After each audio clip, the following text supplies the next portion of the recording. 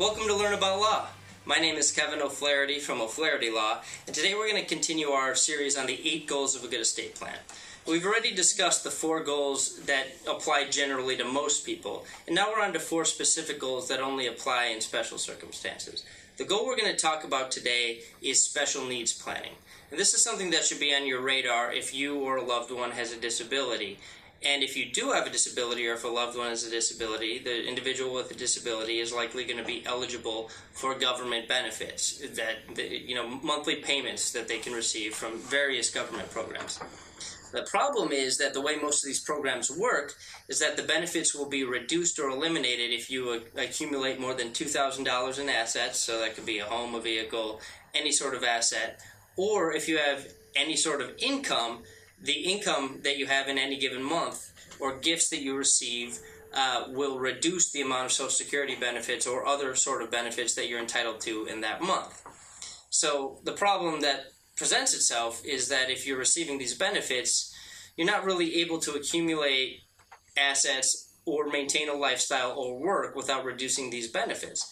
The good news is that with a tool called the Supplemental Needs Trust, also known as a Special Needs Trust, we can plan for this and create a bucket that you can dump all of your assets and income into that is going to be protected and protect you from reducing or eliminating your government benefits should you receive an inheritance, a gift, accumulate assets over time, or start earning an income at some point.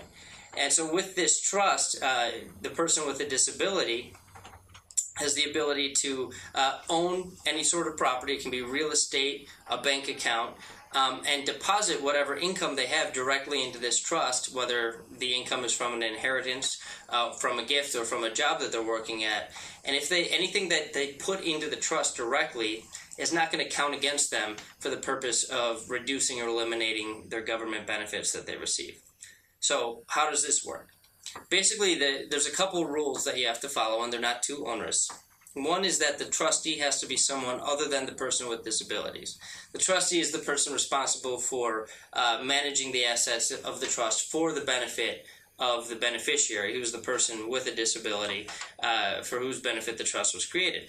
So the trustee can be a sibling, a parent, family member, friend.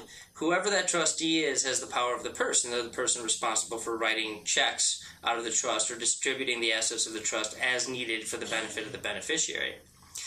The second restriction is that the trustee can't distribute these assets for habitation or groceries. So this basically means rent or a mortgage payment. The trust funds can't be used for that. Also can't be used for groceries because that's the purpose of the income they're receiving, the disabled person is receiving from government benefits. So you can use it for almost anything else. The purpose is to give the person with a disability a regular lifestyle while still receiving these government benefits. So you can use it for restaurants, entertainment, travel, luxury items around the home, really anything except for groceries and rent, basic utilities, and mortgage payments in your living situation. So the bottom line is, as long as you're limiting the use of the trust funds for that purpose, you're able to receive income, assets, inheritances, gifts into this trust directly. Your government benefits won't be reduced, and you'll be able to maintain whatever lifestyle you can maintain with these assets without having to live below the $2,000 amount for assets, and it's around $740 a month in income that you can make without eliminating your government benefits. But again, even if you make $20 in income in a given month, that's going to reduce the government benefits by the amount of your income unless this income goes directly into a special needs trust. So a couple other things to be aware of. If you're a parent and you're doing your own estate plan, if you're a parent of a child with a disability, it's really important to incorporate a special needs trust into your own estate plan.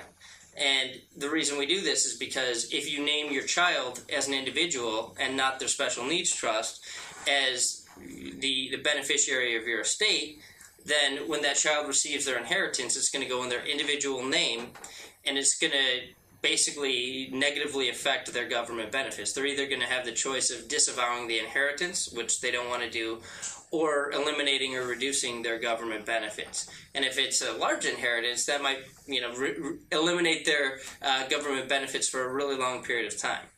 So the way we do this and avoid this situation is in the parent's estate plan, you should have a will or trust that directs that rather than your child's share of the inheritance be paid to your child directly, their share should be paid into their supplemental needs trust. And a lot of parents will create the supplemental needs trust as part of their estate plan because it has to be in existence at the time that you pass away. It can't be created after the fact. If it's created after the fact, that money will default to the rest of your beneficiaries. So if you have any questions about special needs trusts or any other special needs planning, Able Acts accounts, you can go to our website, learn-about-law.com, to read other articles on this topic. But you can also call me at 630-324-6666 to schedule a free consultation. We do a lot of this type of work, and we're happy to help. If you want to learn about any other legal topic, we have more podcasts, articles, and video blogs on just about every area of law we practice, and that's just about every area of law, at learn-about-law.com.